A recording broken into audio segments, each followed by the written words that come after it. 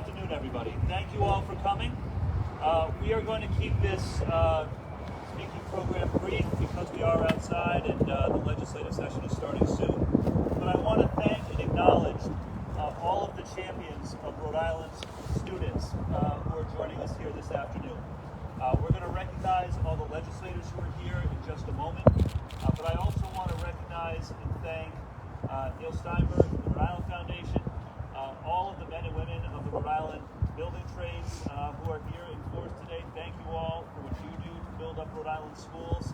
I know we were expecting the Northern Rhode Island Chamber of Commerce.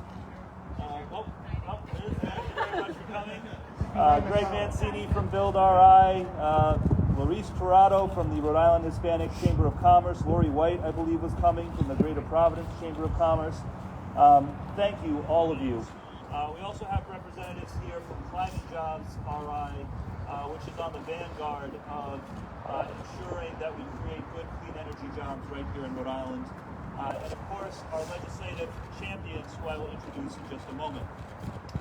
Our rallying cry is that every student in Rhode Island deserves to go to a school that is safe and warm and dry and equipped for 21st century learning. This is important because we know that when students go to a high-quality school building, it leads to better attendance, better learning outcomes, better health outcomes. The COVID-19 pandemic has shown even more so how important it is to have safe and healthy school environments. High-quality school buildings make it easier for teachers to do their job and for students to be prepared for a 21st century economy. 4 years ago, many of us up here were part of a statewide task force to develop a plan to transform school buildings all across Rhode Island. That task force came up with a plan that was approved overwhelmingly by voters, with more than 3/4 of the vote in favor, to launch on this ambitious once-in-a-generation program. And the results have been incredible. In the 4 years since that plan was passed, we have allocated $1.7 billion to repair or replace 180 public school buildings in Rhode Island. That's the majority of the public school buildings in Rhode Island. Those schools serve over 100,000 students annually, and those projects are creating more than 25,000 upfront jobs, which I know our friends from the trades appreciate. Now, that is tremendous progress, and you can see examples all over the state. The brand new East Providence High School, a state-of-the-art school with a dozen science labs, state-of-the-art learning environment. The newly renovated elementary schools in Smithfield, the projects underway in Pawtucket, in Cranston, and Cumberland, and all across the state. But the work is not done. And the work cannot be done until every student in Rhode Island, every student, regardless of their community, regardless of zip code, every student has the opportunity to attend a high-quality school.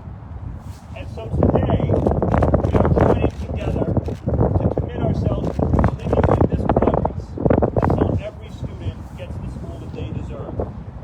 We are going to be introducing legislation to continue to extend and to expand the statewide school construction program.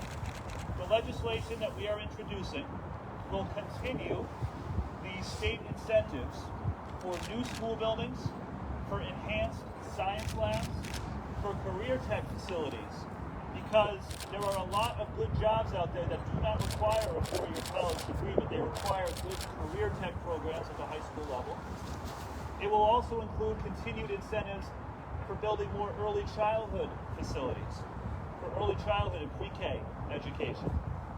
And in addition to continuing all of those priorities from the prior school construction plan, the legislation that we are introducing will also include 3 important new elements. First, a major investment in transitioning Rhode Island school buildings toward energy efficiency and eventually net zero in keeping with the state's Act on Climate goals. Second, a incentive system to encourage school districts to utilize minority-owned subcontractors and local firms, because we want to make sure that when we fix these school buildings in Rhode Island, that work is going to Rhode Islanders to the greatest extent possible, including our MDEs.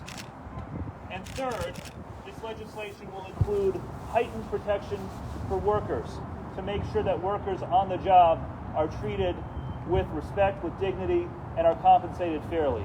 And I mentioned our partners from the building trades who are here. I also want to give a special shout out and a thank you to the Rhode Island AFL-CIO and George Nee, who is here today. Thank you very much for your leadership as well. So, and finally, this bill that we will be introducing, in order to fund and to continue these programs, proposes a $300 million bond to appear on the ballot this November for voter approval so that we can continue this progress. Now, this progress that we have made over the last 4 years, fixing and replacing 180 schools, putting more than 20,000 people to work, transforming the educational experience for thousands of students and teachers, this work is only possible because of our legislative champions who have introduced these bills and supported them time and time again. And it is my pleasure now to introduce and to thank the sponsors of this legislation that we'll be putting in the coming days, starting with Senate President Pro Tempore, the Senator from Cranston, a good friend, a former member of the Statewide School Construction Task Force, Senator Hannah Gallo. Senator.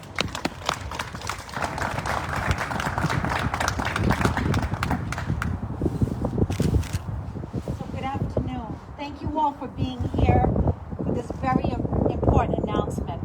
A few years ago, I was honored to be the representative from the Senate on the Rhode Island School Building Task Force.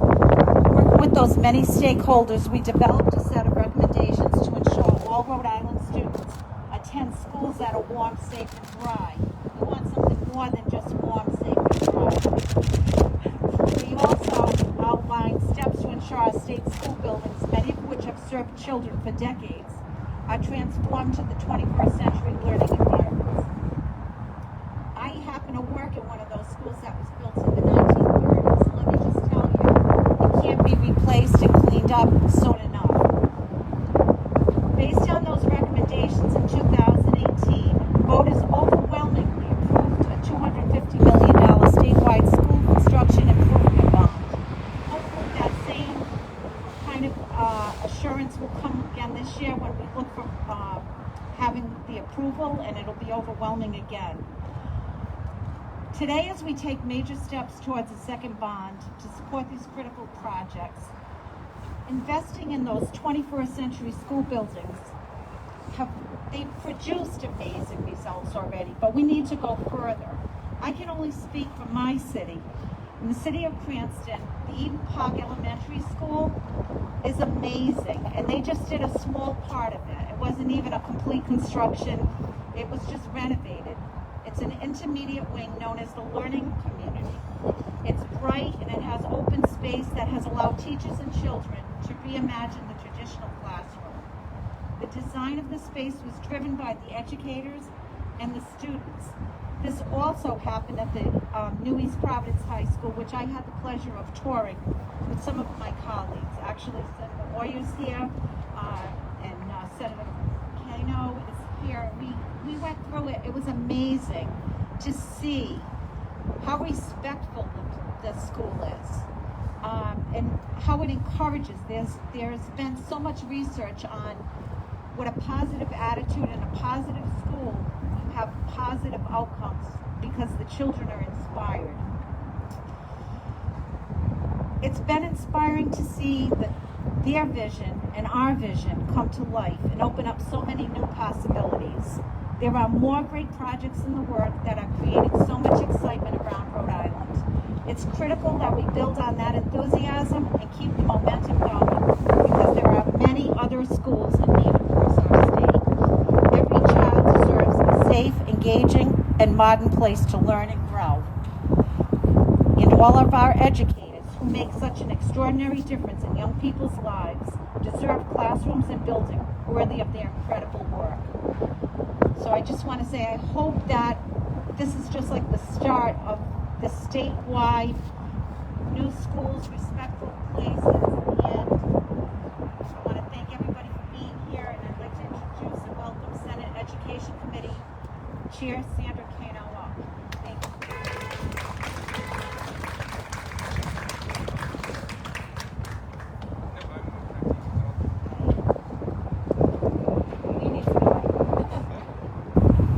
Buenas tardes.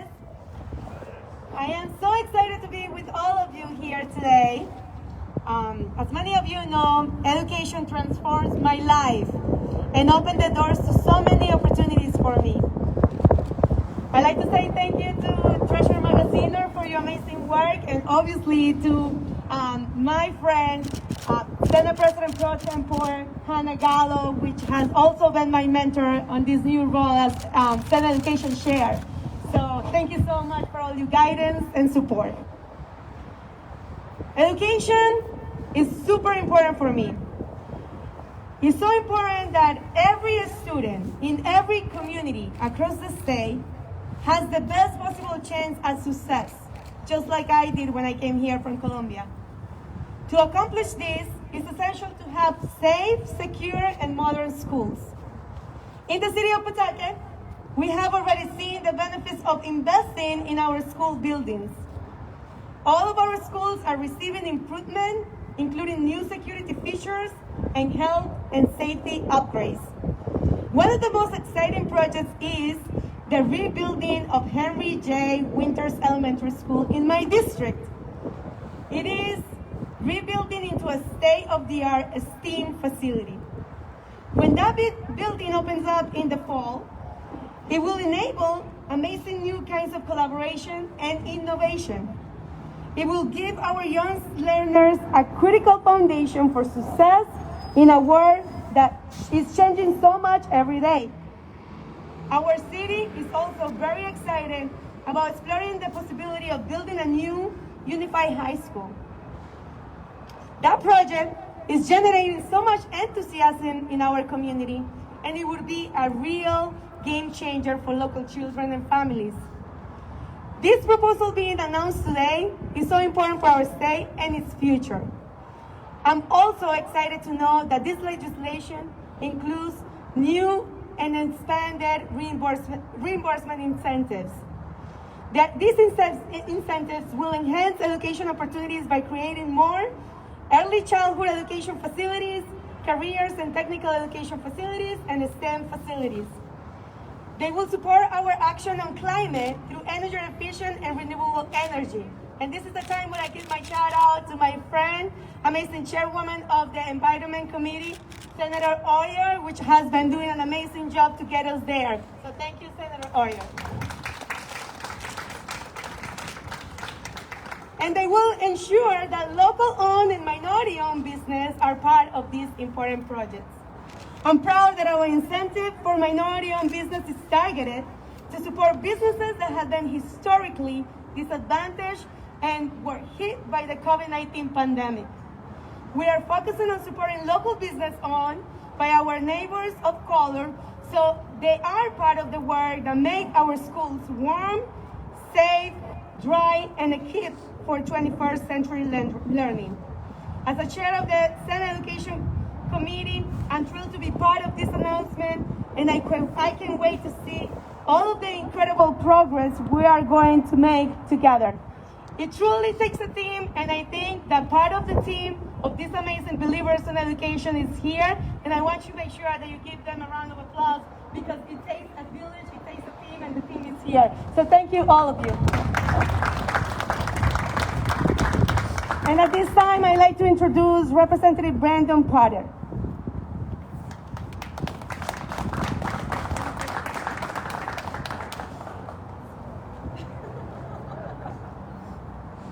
Thank you all very much for being here today and for braving these frigid temperatures for this exciting announcement. I want to begin by acknowledging the presence of so many of my House colleagues who are here today. We have Representative Lauren Carson, Representative Susan Donovan, Representative Terry Cortravin, Representative David Bennett is here, Representative Greg Amori, Chairman Joe McNamara, been so powerful and impactful advocates, and thank you very much for all of your work on behalf of the students of Rhode Island. I'd also like to thank Senator Hannah Gallo, my good friend, and Senator Sandra Connell for their partnership, and especially thank Treasurer Magaziner for all of his hard work and leadership on this issue. It's really powerful to see the progress that we've made in the last couple of years, so thank you all very much.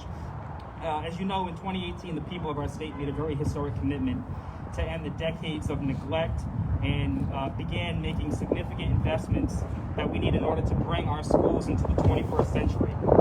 As you know, so far, that investment has funded over 180 construction projects, benefiting more than 100,000 students.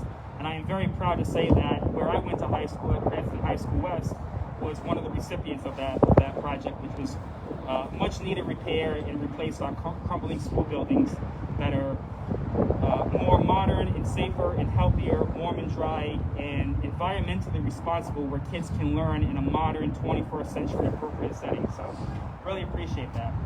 Today we're embarking on a second chapter of that effort, because many more schools throughout the entire state need that work.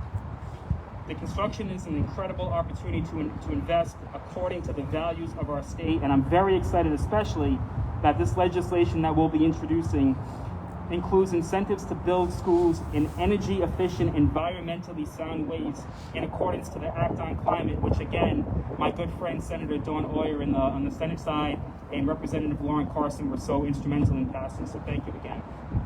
School buildings represent a very significant portion of the public infrastructure, and in reducing our carbon output will help our state meet our commitment to being part of the worldwide effort to slow down climate change. The children who will attend these schools every day deserve buildings that are created with the intent to help preserve the planet that they will inherit. I'm also proud that this legislation will include incentives for hiring Rhode Island-based subcontractors and contracting with minority enterprises, steering our state dollars right into our own economy, especially into the communities that have been historically passed by economically, is a smart way to strengthen our economy and maximize the benefit to Rhode Islanders. These provisions ensure that we are leveraging all of the benefits available to us while providing our students with the facilities that they deserve. I look forward to introducing this legislation very shortly, and I look forward to advocating with all of my colleagues and all of the outside advocates to make sure that this passes in November on the ballot.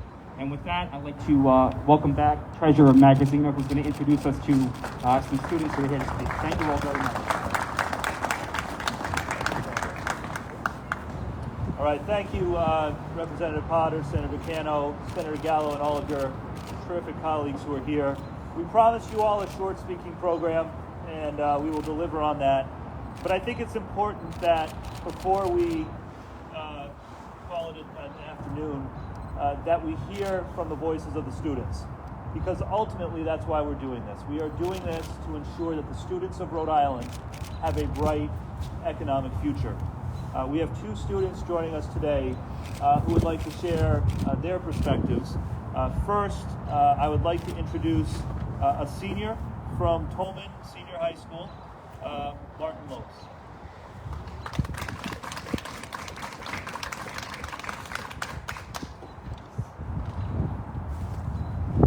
Hello, good afternoon. My name is Martin Lopes, Kentucky, Rhode Island. I'm currently a senior at Tolman High School. I went to Fountain Elementary School and James Middle School. I've been at Kentucky Public Schools my entire life. I'm a member of the Tolman Marketing and Management Program. I also play for my school's basketball team, which allowed me to travel to a lot of different high schools throughout Rhode Island. Something that not only me, but also the team has noticed right away is how much better and more up-to-date the schools look than the one at Tolman High School. Tolman was built in 1926 and is nearly 100 years old, and such as the gym haven't seen many changes since when it was originally built. Although steps have been taken to improve it, there's only so much that can be done. The nicest high school I've ever seen is East Providence High School. I went there once to take an SAT and once to play basketball, so I got to see things such as the hallways, classrooms, staircases, and bathrooms, as well as the gym. The classrooms were very spacious, they had desks, completely new desks and chairs, the gym felt amazing to play in, the bathrooms were completely automatic. But the best thing about it was the career and technical sections of the school. They had sections of the school dedicated to engineering, agricultural, automotive teachers. I say this because if we could bring new state-of-the-art buildings to all over Rhode Island, it could really improve the education. Students all over Rhode Island will have access to all the resources they need to succeed, starting from pre-K, following them all the way to high school. Students will be able to learn in a more enjoyable environment, which will most likely lead to better academic performance. Aside from academic performance, I think it could lead to more people joining clubs and even an improvement in athletics. Although I won't be able to enjoy the luxury of these brand new schools, I have younger family members who will, and it makes me happy knowing that they'll be able to see these new buildings and what they'll look like. I think it's a long-awaited thing for students, parents, teachers all over Rhode Island. And I really am excited to see what the new schools will look like and how they'll affect Rhode Island as a whole. That being said, thank you for your time. I'd like to introduce East Providence High School senior Grant Wilson.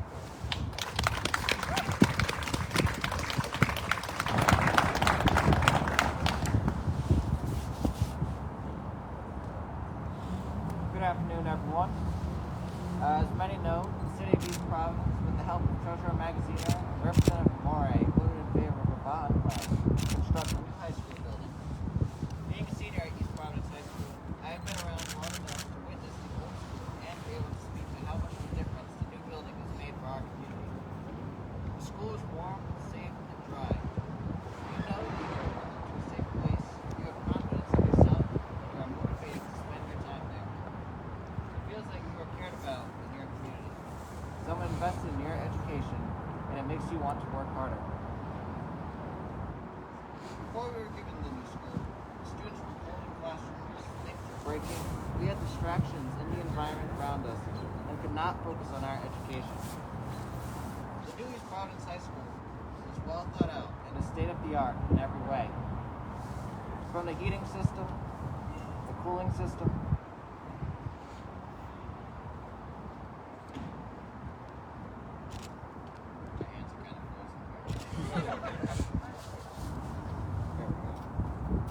the air filtration system, classrooms, gymnasium, and auditorium. Everything is pristine. You could truly feel the positivity in the air. Our new school was necessary, and it was a necessity. It was not done as a luxury, and it is sustainable. It will last through many generations while continuing to provide a safe, comfortable environment for learning. An example of this can be seen through the inclusion of more science labs and greenhouses, whereas previously the school was unable to provide students with enough lab sciences due to the limited space. New greenhouses allow for us to open horticulture and agricultural classes for students, which are very important in these changing times. Our Career Technical Center was expanded. It can now accommodate more students in these programs, giving more opportunity for students to learn trades to immediately impact the community upon graduation in a positive way. With the current shortage of workers, we are coming out ready to be employed. East Providence High School was built to produce productive citizens. There are so many opportunities for students to learn and participate in their education and activities because of the new building, which helps students become excited about learning. The school is a hub for our community, and having a place for people to join in on high school events and games that you can not only be proud of, but know is accessible to everyone, builds community bonds. Our people, all people, visit, plays, concert, games, athletic events, and that unites our community. All students deserve a safe, warm school that provides them with the opportunity to explore interests in education. All students will benefit from this. Thank you.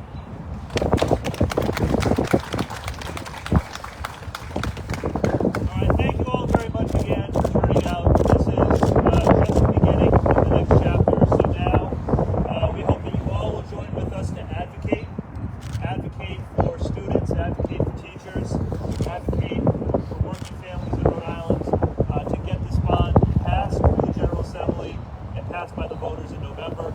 We're happy to take some questions if there are any, but in